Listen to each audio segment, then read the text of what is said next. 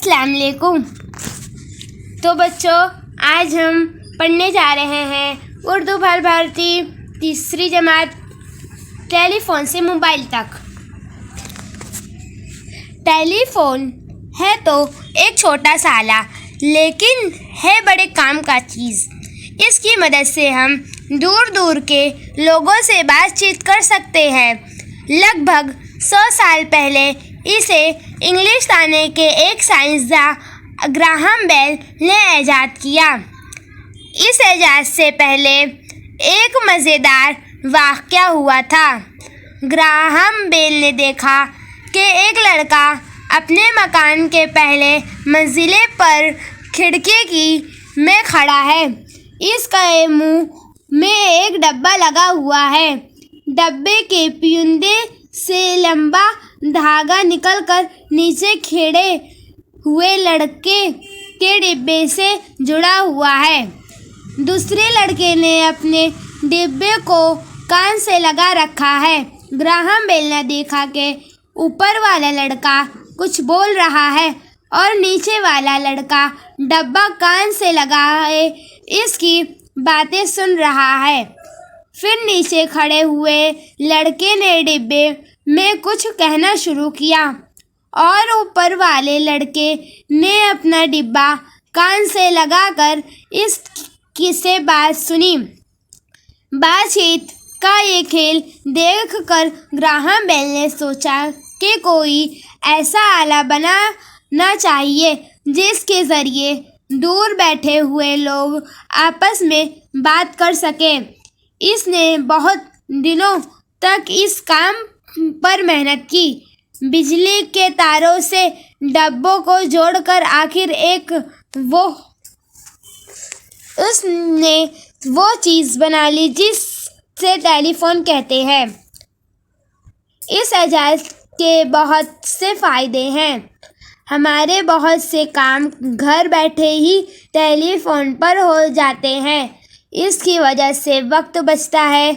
मोहल्ले में कहीं आग लग जाए, फायर ब्रिगेड को फ़ोन कर दीजिए, फ़ौरन हाजिर हो जाएंगे। घर में कोई अचानक बीमार पड़ जाए, फ़ोन करके डॉक्टर को बुला लीजिए।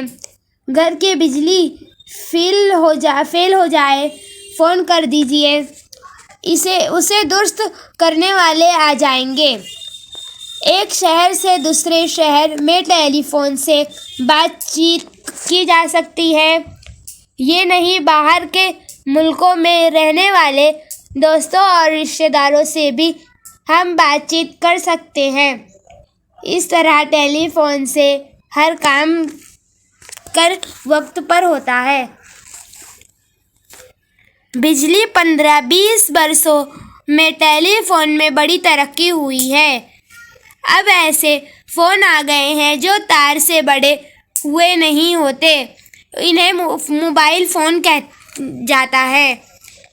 ये इतने छोटे हैं कि उन्हें जेब में रखा जा सकता है। हम कहीं भी जाएं, उन्हें साथ ले जाएं। मोबाइल फ़ोन में एक कैमरा भी होता है। इससे बातचीत करने वाले की सिर्फ आवाज़ नहीं सुनते, बल्कि इसका चेहरा भी देख सकते हैं। एक मोबाइल से दूसरे मोबाइल पर तस्वीर भेजी जा सकती है।